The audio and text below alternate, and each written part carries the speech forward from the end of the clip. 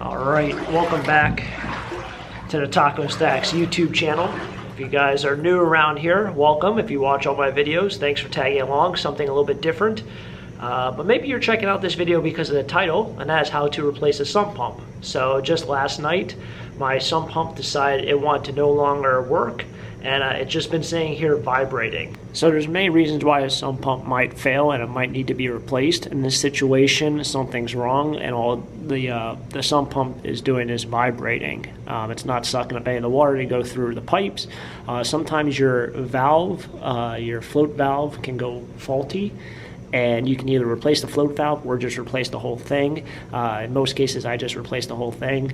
There's other things that can possibly happen. Your motor can blow up. It can no longer work. So whatever it might be, it might need to be replaced. In this situation, the motor is just vibrating. It's not sucking the water out. So what I'm going to do, very, very simple. First you do is unplug it.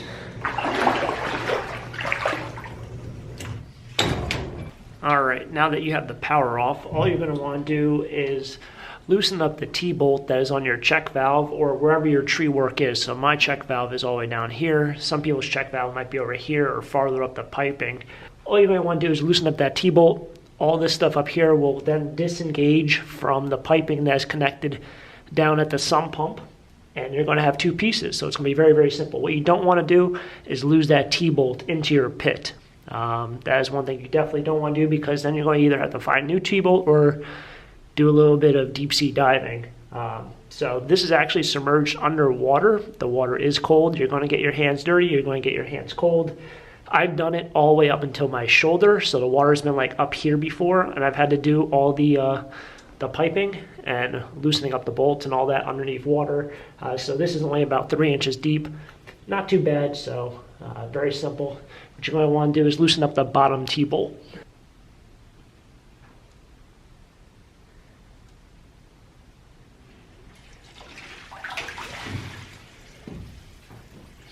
Very simple. All I did was loosen up one bolt. It's still in there. You can hand screw it back in if you want to, but I'm pretty sure it's going to be pretty snug in there. You then remove your sump pump like that, and as the old piece. So once you've loosened up the T-bolt, the other piece will simply just fall out just like how I showed it. What you're going to want to do from here, and I could go to a drier area to do this, but I'll just lift it up, is you're going to want to unscrew this bottom piece from the sump pump. All this pipe will come off in one shot. And I don't glue this at all. That's because I want to reuse it eventually. I've had no issues with the piping falling off of the pump or off the rest of the pipe, the discharge pipes. So everything I just reuse from time to time, except for the sump pump, because the sump pump is now shot.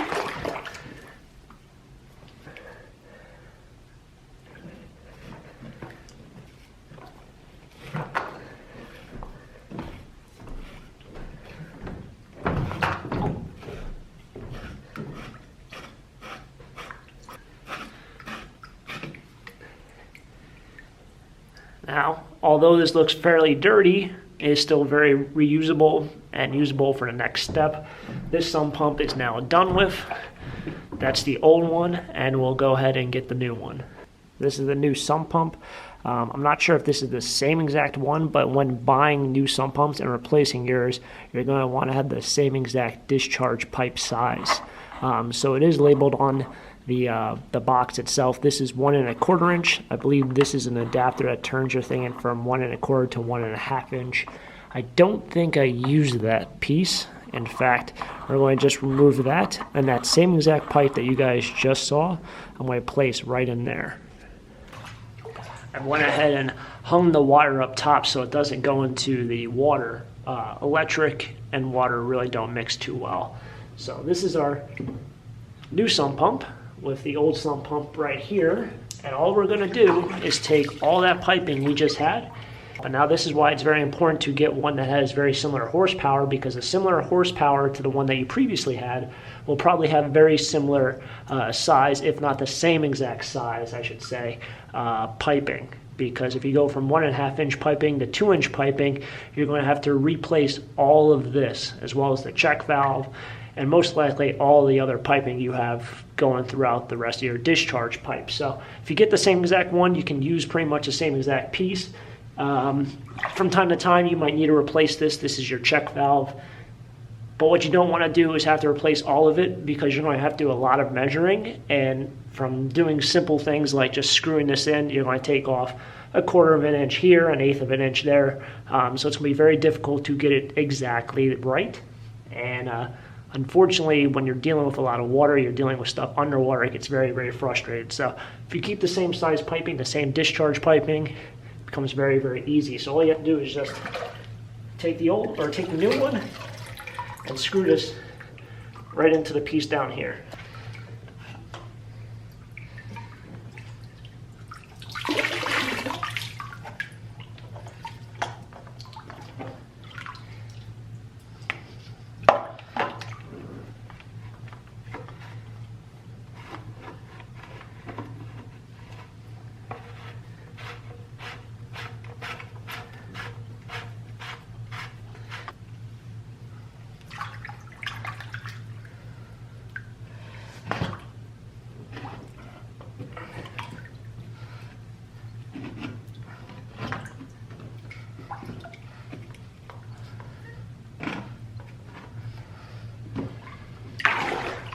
All right, now that's all snug. I know it doesn't look the prettiest, but it's what works. Now, next step is you're gonna take the new sump pump with the old piping, or just a piping that you just did, and you're gonna place that right back into the pit itself. Before you do that though, you might wanna see, this is your check valve, your float valve, I should say, and you might be able to hear it click. It goes like that. And then as water fills up the pit, you have a little click there, then it'll turn on and activate the sump pump itself. So what you're going to want to do is make sure that the length of this is really the appropriate length where it won't get caught on the side of the pit, because if it gets caught on the side of the pit, it's going to be stuck here, and it'll never raise, it'll never activate, and well, then there'll be no real use for the sump pump, because it literally will never turn on. So you might need to shorten this. It comes in a standard size, but there is a screw here that you can unscrew a little bit and then feed this back that way, and it'll make this shorter. If it's too short, it will clearly just constantly click on. So we'll go on, the sump pump will activate way too often. So you want to get the right length. It's probably better that it's shorter. That way it doesn't get stuck on the side, because, well, you probably want it to work more than work less. But place it back into the pit like so. Now, never let go of this. Keep this in your other hand. You don't want this going to water. Try to hook it up somewhere if you have somebody helping you out. Maybe they can just hold it while you reconnect all of that.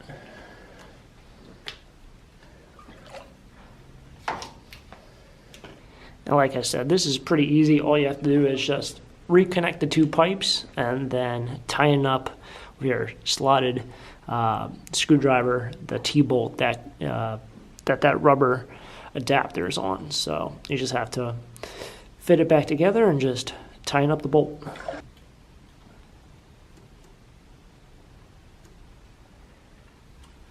And that's why I say it's very important to get the same size sump pump, because trying to reconnect all of that and gain the right height so that rubber piece will connect to the other piece of piping is very crucial, because you really don't want to repipe all of that.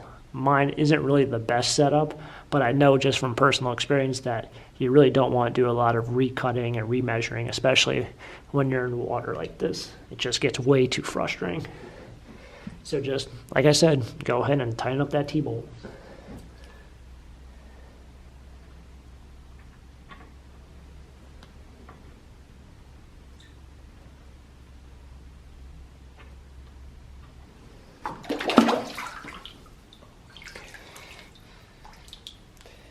If what just happened to me happens to you, just let it dry out for a little bit.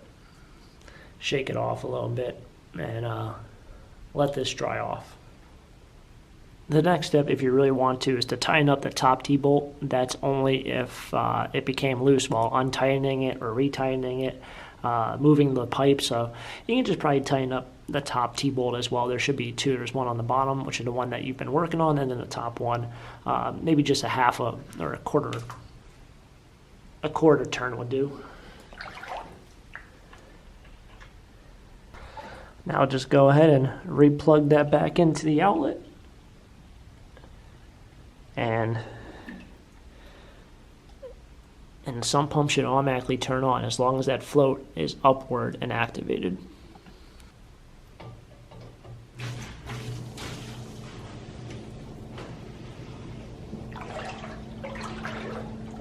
Alright, it's going and there's no more bubbling. That means that the pump is actually working as it should. And we'll go outside and check out the discharge pipe. Alright, walking out here to the piping, I can see there's lots and lots of water coming out. In fact, it's flowing pretty good. And the reason why I mention it flowing pretty good, I gotta reconnect that. That's my outdoor piping, so this doesn't really matter. The reason why I mention it flowing really good is because yesterday, when I noticed there was an issue, yeah, this water over here wasn't even flowing at all. When I noticed there was an issue, I wouldn't say it was dribbling out, but there's probably about a third of the amount of water pressure coming out of here. So now it's working as it should. It's probably working at full force. There's nothing wrong with it. The motor isn't run down. It's doing a-okay. Alright, so that's going to conclude it for today's video. Thanks for tagging along. Hopefully it's helped out anyone looking to replace their sump pump. Like I've always said, I'm trying to do more of these kind of videos, kind of help people out with the average person doing these repairs. It's a very simple process as long as you have that tree work done.